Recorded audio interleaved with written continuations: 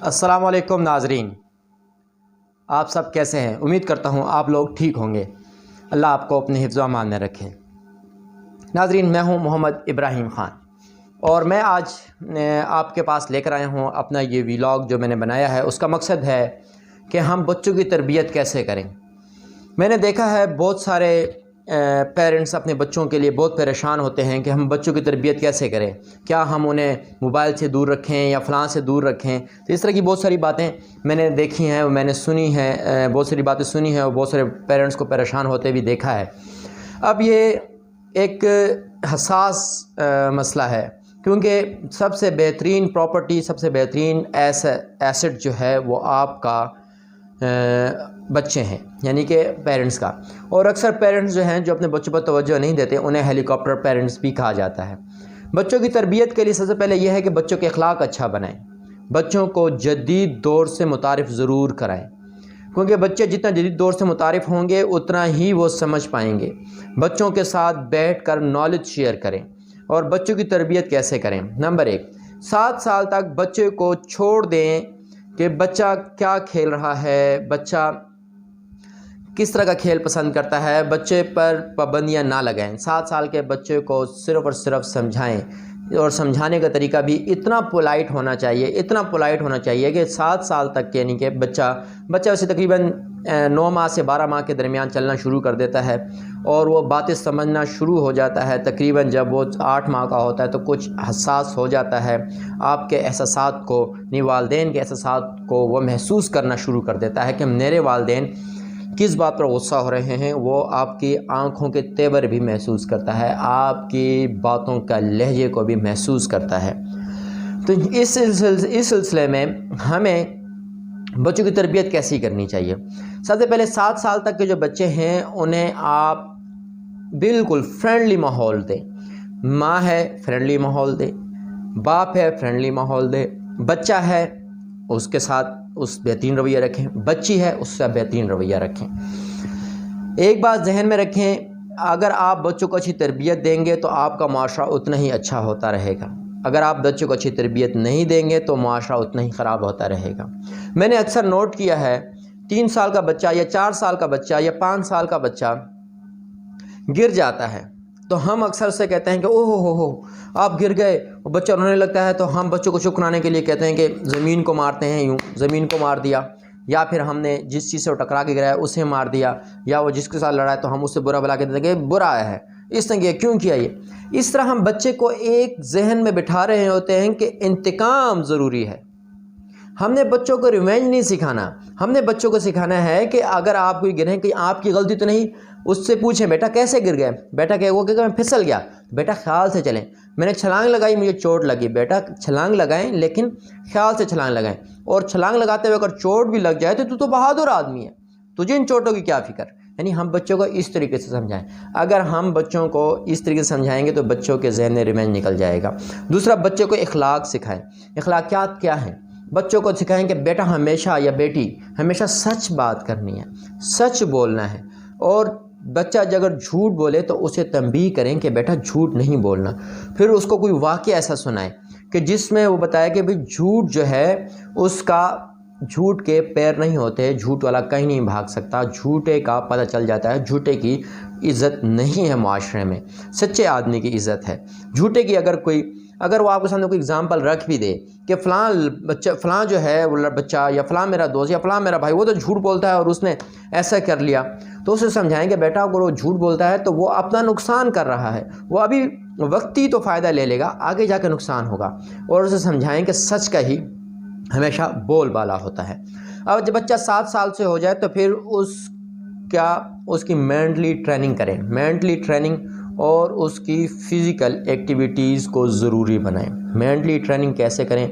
اسے سکھائیں، بچوں کے ساتھ جب آپ بیٹھیں تو بچوں کو سکھائیں کہ بیٹا یہ ایسا لکھتے ہیں، یہ ایسا پڑھتے ہیں، یہ لکھنے سے آپ کو یہ فائدہ ہوگا، یہ پڑھنے سے آپ کو یہ فائدہ ہوگا۔ بچوں کو بتائیں کہ ہر چیز جو ہے وہ محنت سے حاصل ہوتی ہے۔ 7 سال سے بڑے بچوں کو محنت کرنا سکھائیں اور اسے کام کرنا خود سکھائیں۔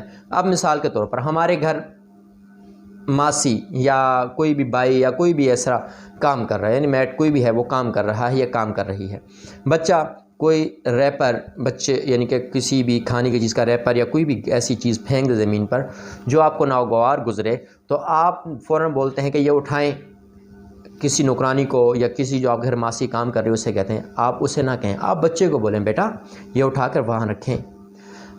بچے کو پیاس لگے تو بچے کو خود بولیں بیٹا جا کے پانی خود اٹھائیں۔ بچے کو بولیں کہ بیٹا اپنا ہوم ورک خود کرنے کی کوشش کریں۔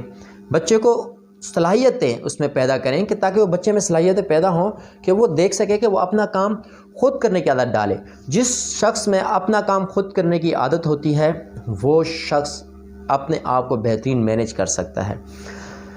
جب بچہ 14 سال کا 15 سال کا ہو جاتا ہے پھر اس کے بعد بچے پر آپ نے نظر رکھنی ہے۔ کس طرح بچے پر تو خیر آپ نے ہمیشہ 24 گھنٹے نظر رکھنی ہے، لیکن بچے کو آپ نے پھر کنٹرول کرنا ہے، بچے کی عادات اس کو ٹھیک کرنی ہے۔ بچہ اگر زیادہ غصہ کرتا ہے، روٹھ جاتا ہے، تو بچے کو بتانا ہے کہ بیٹا زیادہ غصہ کرنے سے یہ فزیکلی نقصان ہوتے ہیں، بیٹا زیادہ یعنی کہ ضد پکڑنے سے آپ کی جو ذہنی جو ہے قوت جو ہے وہ کس حد تک کمزور ہو سکتی ہے۔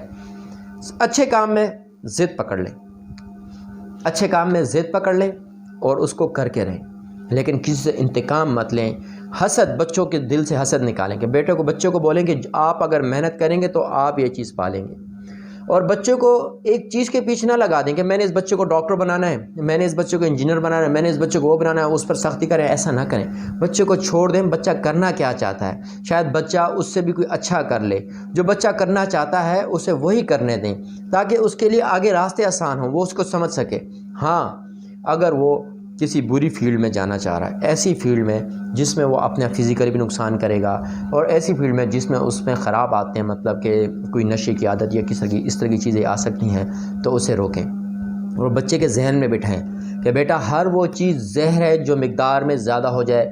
آپ زیادہ پانی بھی پی لیں وہ بھی آپ کے لیے ٹھیک نہیں، آپ پیٹ بھر کر زیادہ کھانا بھی کھا لیں وہ بھی ٹھیک نہیں۔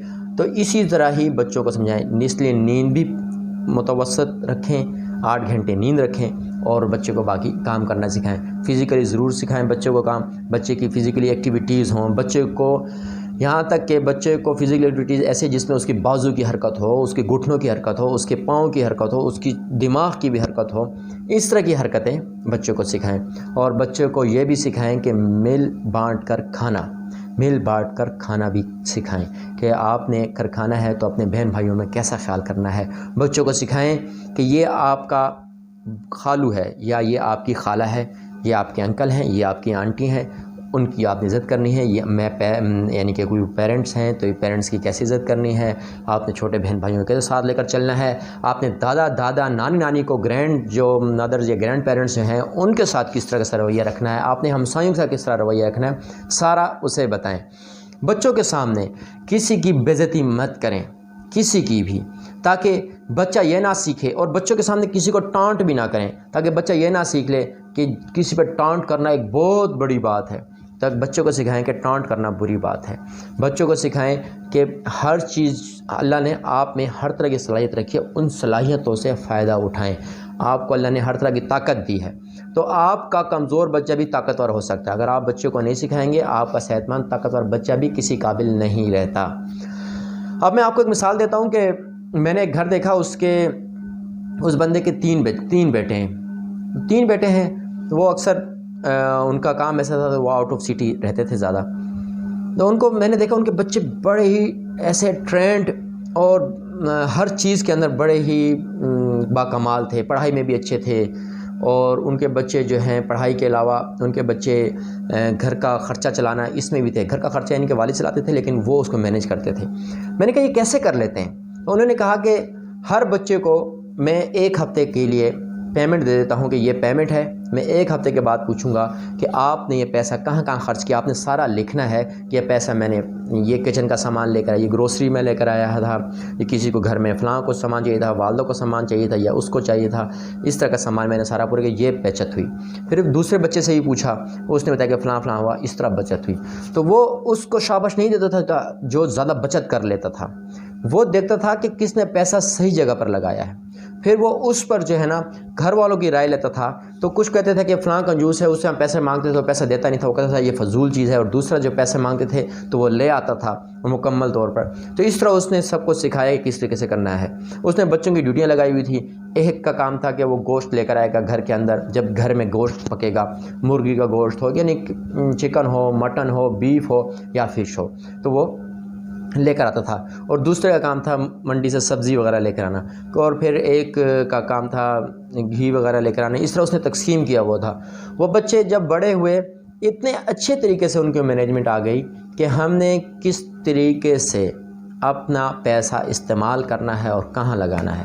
تو بچوں کی تربیت پر آپ توجہ دیں، یہ آپ کا اثاثہ کل ہے، یعنی کل اثاثہ آپ کا آپ کے بچے ہیں۔ آپ جتنے بھی لینڈ لارڈ ہو جائیں، اگر آپ کے بچے آپ کے کنٹرول میں نہیں تو آپ افسوس کریں گے کہ کاش میرے بچے میرے کنٹرول میں ہوتے، یہ پیسہ نہ ہوتا۔ جن کے بچے فرما بردار ہوتے ہیں ان کے والدین کو بھی دوسرے لوگ رشک سے دیکھتے ہیں کہ ان کے بچے بہت فرما بردار ہیں۔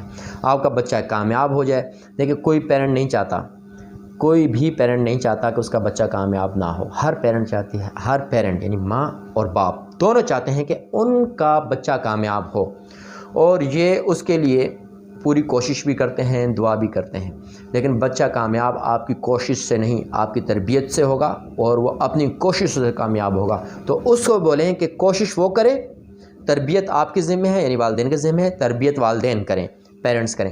تو آج میرا ویلاگ بنانے کا مقصد بھی یہی تھا۔ تو میں آنے والے وقت میں انشاءاللہ اور بھی اس طرح کے ویلاگز بناؤں گا، تو جڑے رہیے میرے چینل کے ساتھ، اور اپنا بھی خیال رکھیں، میرے چینل کا بھی۔ یہاں پر میں اجازت چاہوں گا، والسلام، اللہ حافظ۔